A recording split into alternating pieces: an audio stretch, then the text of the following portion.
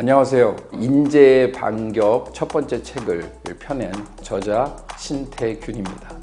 그 시대에는 시대의 패러다임이 있어요. 어떤 시대의 특징이 있다는 것은 그 시대가 필요로 하는 인재의 모습이 있다는 거예요. 그러니까 그 시대가 또 변하게 되면 그 모습이 또 달라지게 되고 또 변하게 되면 이렇게 4.0이라는 건 4번 바뀌었다는 얘기예요.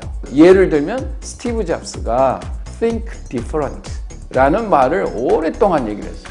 보통의 다른 사람들과는 다른 문제 해결 또는 다른 상품, 다른 아이디어를 내라. 그래야 차별화도 되고 경쟁력도 있게 된다. 이 부분이 굳이 얘기하면 이제 3.0 인재라고 볼 수 있는데 그러면 4.0 인재는 뭡니까? 기존에는 우리가 보통 뭐가 문제다라고 하는 것은 이미 주어진 경우가 많이 있었어요. 그런데 새로운 시대라고 한다는 건 불확실하다는 거예요. 그리고 우리가 미래를 잘 모른다는 거죠. 그 얘기는 무슨 뜻이겠어요? 뭐가 문제인지도 잘 모른다는 얘기죠.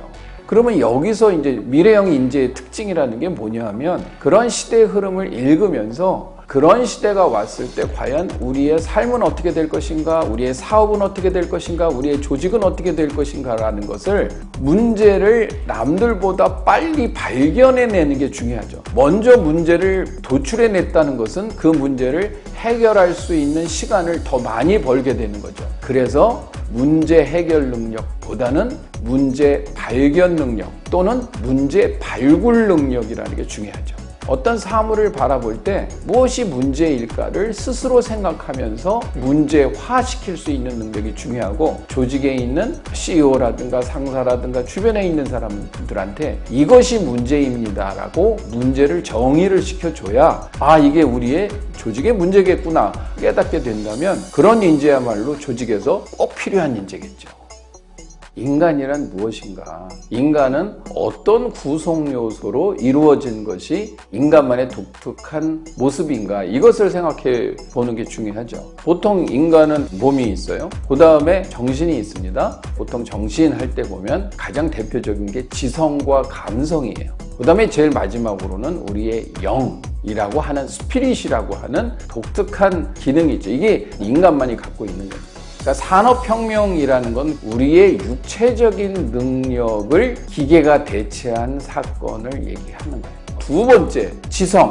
이 영역을 기계에 의해서 대치되는 사건을 AI, 인공지능이라고 하는 거예요.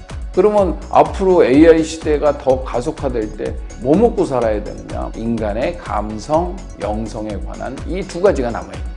그런데 이게 계속 남아있는 게 아니고 인공지능이 계속 발전하게 되면 아마 인간의 감성이나 감정도 상당 부분 빅데이터에 의해서 대치될 가능성이 높아요.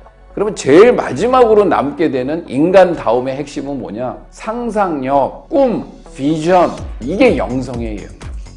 감정에 관련된 영역과 이상과 상상의 세계 그런 쪽으로 사회를 만들어 가야 AI와 공존하는 인간 세상이 될 것이고 인공지능을 활용해서 갈 수 있는 쪽으로 진행되어야 될 것이다 라고 생각을 해볼 수가 있죠.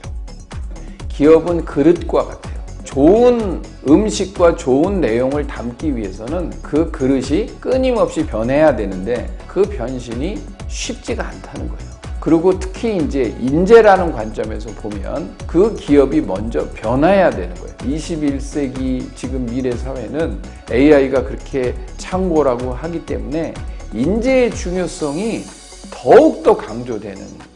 전통적으로 우리는 인재 그러면은 산업시대에는 사람, 돈, 자원, 기계 이런 것 중에 사람이 하나의 역할밖에 안 되는 거예요. 노동력을 제공하는 존재. 이제 보통 요즘은 이제 인재를 탤런트라고 표현을 많이 해요. 두 가지 T자 들어가는 단어가 있는데 하나는 트래쉬, 하나는 트레저. 여기서의 트래쉬는 무슨 뜻이냐면 소모품 같은 거예요.